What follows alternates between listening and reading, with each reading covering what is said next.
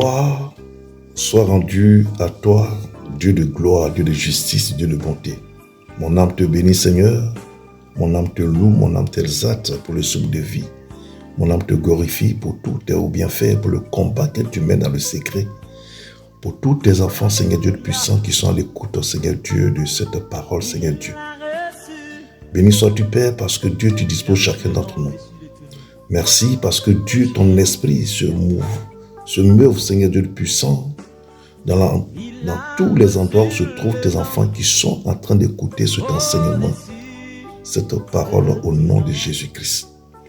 Béni sois-tu, Père, parce que Dieu, tu prends la possession de tout. Et que, Seigneur, ton esprit nous conduit en toutes choses. Au nom de Jésus, je t'ai prié. Amen. Bien-aimés en Christ, je vous salue dans le nom de notre Seigneur et Sauveur personnel, le Seigneur Jésus-Christ, le Roi des rois, le Seigneur des seigneurs, qui est assis sur ton trône de gloire, qui combat pour nous, qui pourvoit aux besoins de nos maisons, de nos vies. Nous allons prendre la Bible. On va prendre la Bible et nous allons partir dans le livre de Jonas. Jonas 3. On va lire du verset 6 jusqu'au verset 10. Jonas 3, verset 6 à 10. Je lis la parole de Dieu avec respect, considération et amour, et avec crainte. Jonas 3, verset 6 à 10. La chose vint au roi de Ninive. Il se leva de son trône, ôta son manteau, se couvrit d'un sac et s'assit sur la cendre. Verset 7. Et il fit faire dans Ninive cette publication par ordre du roi et de ses grands, que les hommes et les bêtes, les bœufs et les brebis ne goûtent de rien, ne pèsent point et ne boivent point d'eau. Que les hommes et les bêtes soient couverts de sacs, qu'ils crient à Dieu avec force et qu'ils reviennent tous de leur mauvaise voie et des actes de violence dont leurs mains sont coupables. Qui sait si Dieu ne reviendra pas et ne se repentira pas, et s'il ne se renoncera pas à son ardente colère, en sorte que nous ne périssions point. Dieu vit qu'ils agissaient ainsi et ils revenaient de leur mauvaise voie. Alors, Dieu se repentit du mal qu'il avait résolu de leur faire et il ne le fit point au nom de Jésus. Merci Seigneur. Merci Jésus. Le thème de mon message, c'est comment éviter le jugement de Dieu. Comment éviter le jugement de Dieu? Et nous venons de lire un passage dans le livre de Jonas 3, versets 6 à 10. Comment éviter le jugement de Dieu?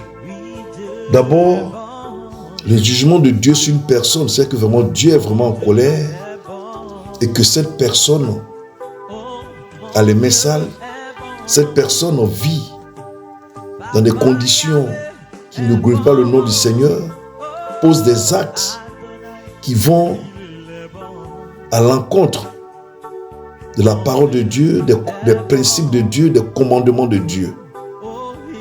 Et lorsque tu vis dans ce genre de choses, le Seigneur, dans son amour, attire ton attention d'une manière ou d'une autre. Voyez, c'est comme le péché. Le péché devient une iniquité lorsque on a attiré ton attention plusieurs fois, mais tu fais de ce péché-là une habitude, une routine. Sinon ce péché-là devient une iniquité dans ta vie. Et l'iniquité va t'amener à la mort spirituelle et ensuite à la mort physique. L'iniquité peut amener la colère de Dieu sur toi. Amen.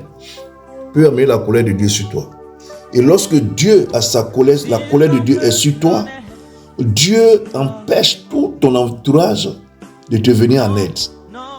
Non seulement il va endurcir les cœurs, mais si d'autres même veulent essayer de t'aider, Dieu ne permet pas que ces personnes aient les moyens, les choses ou ce dont ils ont besoin pour te venir en aide. Dieu même peut les frapper d'une manière ou d'une autre. Cela est très important.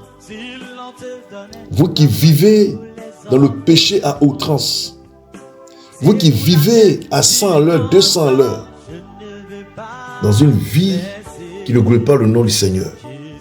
Vous êtes dans des communautés, mais on ne peut pas vous dire la vérité. Vous fréquentez des assemblées pour aller prier le Seigneur, mais vous avez un cœur noir. Vous posez des actes qui ne glorifient pas le nom du Seigneur. Tu ne peux pas être à l'église et aller voir des marabouts. Tu ne peux pas être à l'église et avoir un canari pour te laver avec. Tu ne peux pas être à l'église et avoir des livres satanistes chez toi, dans ton placard ou dans ton tiroir, que tu te caches pour lire. Ah, frère ou ma soeur, la vie c'est un choix. Ou tu choisis de marcher avec le Seigneur, ou soit tu choisis de marcher avec le diable. Parce que tu ne peux pas suivre deux lièvres à la fois. C'est pas possible.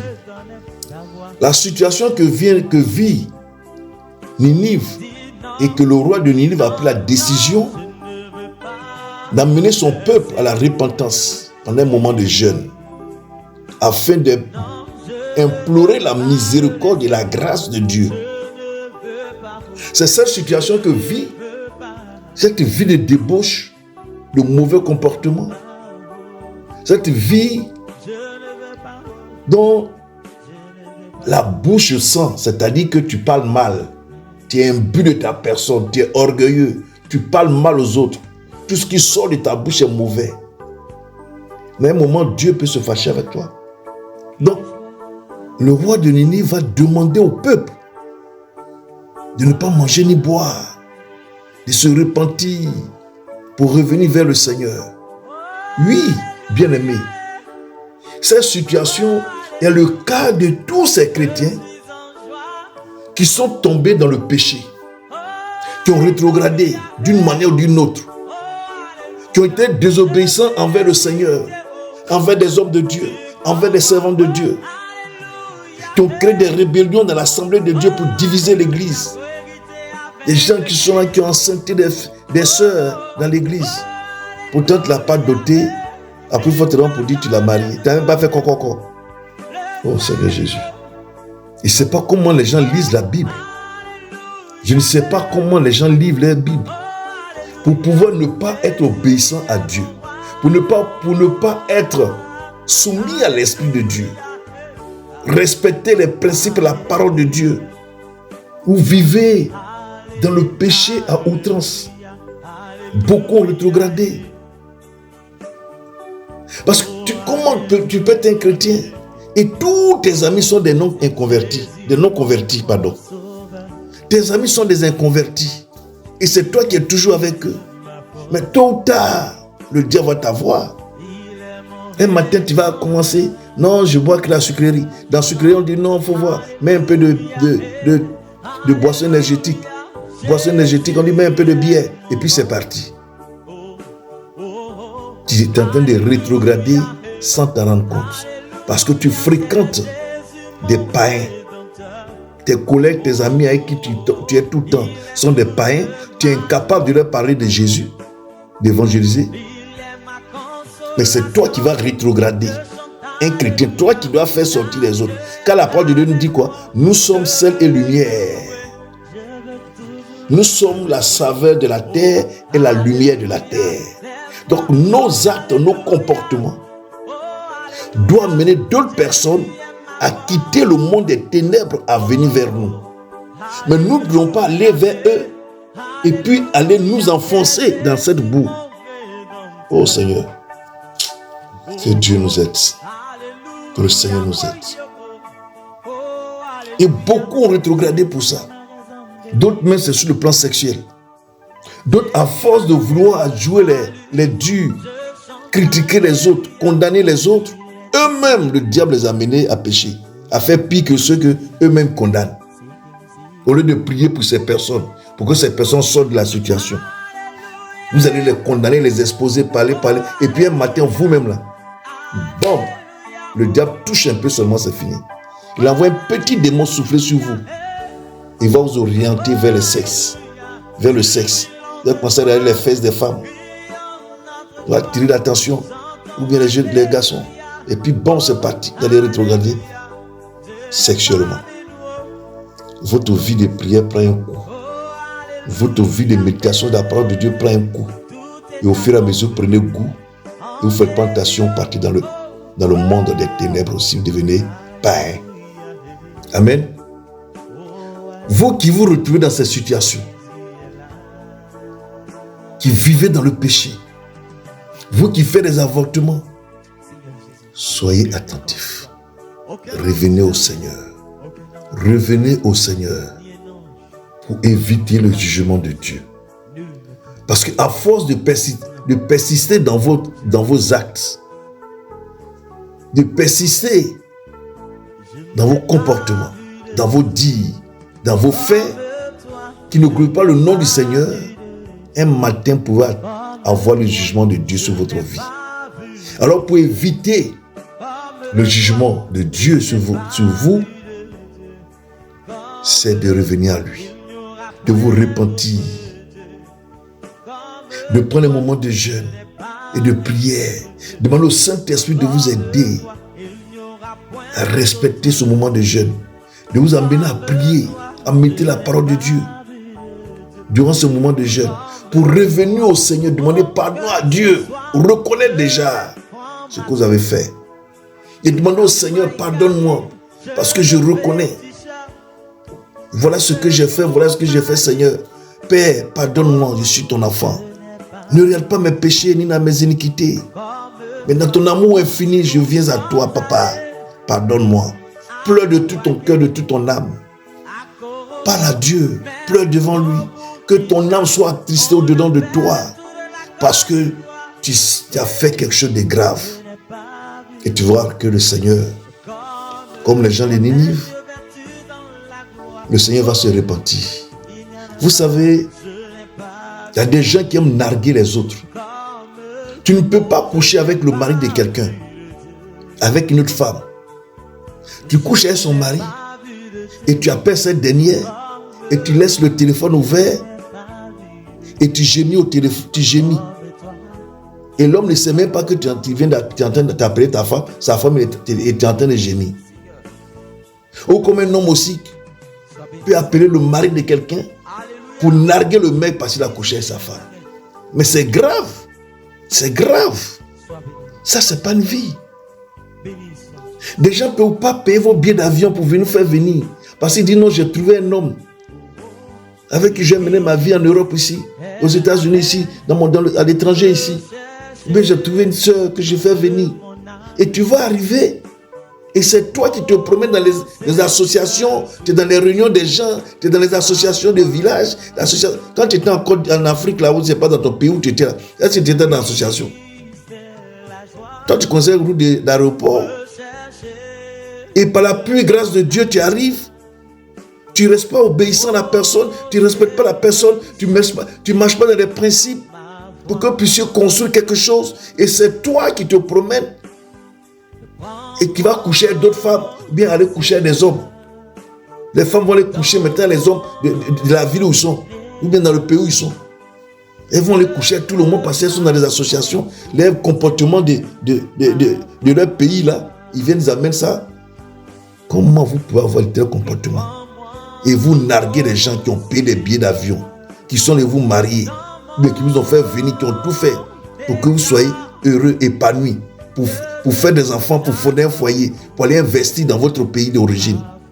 Et vous venez vous les narguer. Et vous pensez que Dieu va vous laisser? Vous allez payer. Vous êtes maudits et maudites. Vous allez payer. Vous allez payer. Faites très attention, bien-aimés. Faites très attention. Vous couchez avec les filles et pour filmer, mettez sur les réseaux sociaux. Pour faire quoi? Pour faire du mal à la fille? Ou bien pour faire quoi? Du mal à ses parents? Mais tu t'exposes au Seigneur Jésus-Christ, à la colère de Dieu. Vous exposez la colère de Dieu. Oh, vraiment. Que Dieu nous aide. Oh Seigneur. On est dans quel monde? Nous sommes dans quel monde aujourd'hui? Des enfants qui vont gifler les papas ou bien les mamans, qui vont crier sur eux dans les supermarchés, qui vont porter main à des gens. Ils sont en train de frapper quelqu'un, les gens se battent. Vous êtes incapable de les séparer, mais vous filmez. Et si la personne meurt, une personne meurt entre les deux qui se battent là, et vous mettez la vidéo sur les réseaux sociaux, et vous êtes heureux. Mais vous tirez la colère de Dieu sur vous, le jugement de Dieu sur vous. Repentez-vous et revenez au Seigneur. Il est amour. Mais ne restez pas dans vos péchés. Si vous avez des rétrogradés, ce n'est pas grave. Le Seigneur vous aime. Il vous aime. Revenez à lui. N'ayez aucune crainte. Mais que vous ayez des remords. Regrettez ce que vous avez fait. Ayez des remords. Que le Seigneur sente que votre âme a attristé, votre cœur a attristé. Et demandez-lui pardon. Parlez au Seigneur. Pour prendre des moments de jeûne, comme les gens de Ninive ont fait. Interdiction de manger. Pleurer devant la face de Dieu. Si tu prends faire un jeûne d'Esther, 3 jours, tu le fais si tu peux. Sans manger ni boire. Si tu fais 7-18 aussi, ou tu fais à fruit, tu le fais. Mais tu reviens au Seigneur. Tu viens pleurer devant sa face. Tu viens parler à Dieu d'un cœur sincère. Tu te répands. Oh Seigneur Jésus. Tu te prosternes. Et tu pleures devant lui. Il est juste et bon. Et ce qu'il a prévu te donner comme correction, il va se repentir. Il ne va plus le faire. Mais c'est à toi de ne plus repartir là où tu étais, l'acte que tu as posé, de ne plus reprendre ce genre de choses-là. Et tu verras que le Seigneur, dans son amour infini, il va te pardonner. Il va te pardonner. Amen. Évitez le jugement de Dieu sur vous. Je vous le dis. Il y a une histoire d'une personne qui est très proche de moi, je ne peux pas en parler. Parce que si la personne tombe dessus, ou un membre de ma famille tombe dessus, ils vont dire non, j'ai pris une situation de quelqu'un pour faire une prédication. Mais ce n'est pas ça. Mais c'est une réalité. Aujourd'hui, la personne est presque, dans peu de temps, va manger dans la poubelle en France ici. Dans peu de temps. Tout le monde l'a abandonné parce que Dieu a endurci son cœur. Il y a un homme de Dieu qui a appelé son parent pour lui dire, ah, le Seigneur dit, tu t'occupes de quelqu'un. Tu t'occupes d'une personne. Cette personne-là, elle a fait quelque chose de grave. Elle a fait des choses graves. Mais aujourd'hui, là, c'est le Seigneur lui-même qui est en train de détruire la vie de cette personne. Pour corriger cette personne. Et que le Seigneur dit, si tu donnes un centime encore à cette personne, il va verrouiller tes finances. Ta cuisine sera vide. Vous voyez la colère de Dieu? À tel point que Dieu passe par l'un serviteur pour parler à un membre de la famille de cette personne. Parce que cette personne a pris de la compassion pour dire non, nous sommes parentés. Donc je vais l'aider. Si tout le monde l'a abandonné, je fais ce que je peux faire. Dieu est passé par son serviteur pour attirer l'attention de cette personne. Pour dire non, je vais verrouiller tes finances. Oh Seigneur Jésus. Amen. Évitez ce genre de choses-là. Revenez au Seigneur. Quel que soit ce que vous avez fait, évitez le jugement de Dieu. Voilà comment il faut éviter le jugement de Dieu. Revenir au Seigneur, reconnaître ce qu'on a fait, lui dire et lui demander pardon dans un moment de jeûne et de prière. Il faut détruire ton corps qui est son temple. Et lui-même va reconstituer ça. Qu'il sente que c'est d'un cœur sincère que tu lui parles. Que le Seigneur sente que ton âme a attristé. Ton cœur te fait mal. Tu as des remords. Et lui seul, il va se repentir de ce qu'il veut faire, la punition qu'il veut te donner. ou même s'il a déjà commencé, ne pense pas que ce sont les sorciers de ta famille. C'est toi-même ton comportement qui a attiré la colère et le jugement de Dieu sur toi. Alors fais comme le roi de Ninive a dit à tout son peuple, même les animaux. Bien-aimé, tu prends une bonne douche et tu pleures devant la face du Seigneur. Tu te prosternes, front contre terre, et tu le parles d'un cœur sincère. Tu relates les faits. Il sait tout, mais il veut qu'on lui parle, que ça sorte de notre bouche. Alors, bien-aimé, tu vas relater tous les faits, tout ce que tu as fait, que tu sais que c'est pas bien. Et tu verras que le Seigneur, dans son amour infini, va te pardonner. Et cette colère qui est en lui, cette colère va disparaître. Et son amour va te remplir. Ça va te délivrer. Et l'onction du Saint-Esprit va briser le joug de ce péché-là sur toi. Que Dieu vous bénisse. Que sa main soit sur vous. Vous allez fermer les yeux, je vais prier pour vous. Père Saint, Père juste, Dieu de gloire, Dieu d'amour, Seigneur, je te prie afin que Dieu, tu aies compassion, tu aies pitié de tes enfants, Seigneur Dieu puissant. Que ta colère ne puisse pas les atteindre. Oui, que ta colère ne les atteigne pas, Seigneur Dieu puissant. Mais que toi-même, tu délivres tes enfants de ce mal, de ces péchés, de ces actes. Seigneur Dieu puissant qui t'a éloigné de toi. Ô Dieu de gloire, aie compassion et pardonne à tes enfants. Pardonne à tes enfants que nous sommes. Parce que Seigneur, chacun revient vers toi. En tant que fils, en tant que fille, Dieu de gloire, Dieu de justice. Tu es le Père, tu es notre Papa.